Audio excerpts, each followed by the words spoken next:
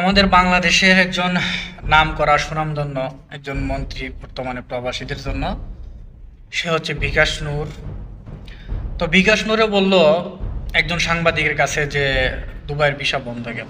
তখন সে বলতেছে কি যে এটা হওয়ার কারণ হইতেছে বাংলাদেশের প্রবাসীরা কাজে ফাঁকি দেয়, ঠিক মতো কাজ করে না, তাদের ঘাটতি আছে, এই কারণে আজকে ভিসা বন্ধ করে দিচ্ছে বাংলাদেশিদের জন্য। এখন এই যে বিবি নূর যে কথাটা বললো, এই কথার কারণে কিন্তু প্রত্যেকটা প্রবাসীর উপর প্রভাব পড়ে গেছে। প্রত্যেকটা প্রবাসীর কলিজার মধ্যে কিন্তু আঘাত লাগিয়ে গেছে তার এই একটা কথার কারণে।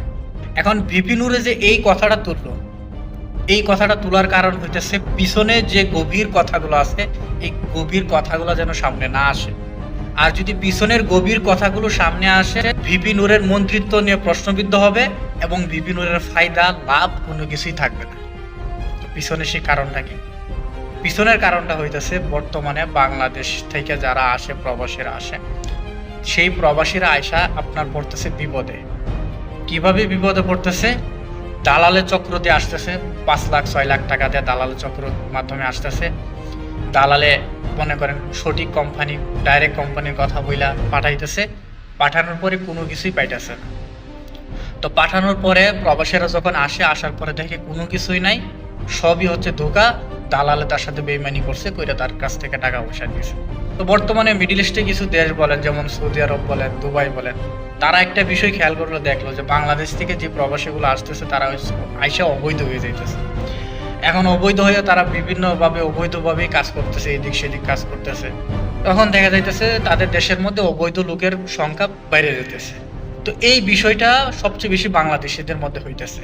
অন্যান্য দেশ বলেন, পাকিস্তানি বলেন, ইন্ডিয়ান বলেন, নেপালি বলেন, তাদের মধ্যে কিন্তু এইগুলো নাই, থাকলেও খুব কম। 100-র মধ্যে মনে করেন 2জন বা 3জন, খুবই কম। কিন্তু এই একমাত্র কারণই হচ্ছে বাংলাদেশ। কিন্তু এই একমাত্র সমস্যাই হচ্ছে বাংলাদেশের আয়সা বঞ্চিত হইতেছে, তারা অবৈধ হয়ে যাইতেছে, তারা দালালের খপ্পরে আয়সা তারা সঠিকভাবে কোনো কিছুই পাইতেছে না।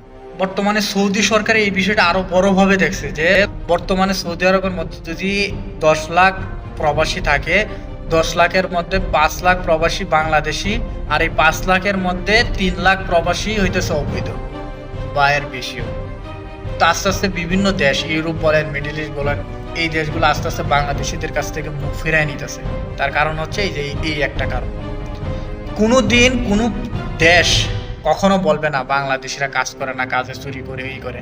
আপনি রিপোর্ট নেন। তো একটা কথা আমি বলে রাখি, আপনারা শুনে রাখেন, এই বিকাশ নূর যতদিন আমাদের প্রবাসীদের দায়িত্বে থাকবে, এই বিকাশ নূর যতদিন থাকবে, আমরা প্রবাসীরা কোনো অধিকার পাবো না, কোনো কিছু পাবো না।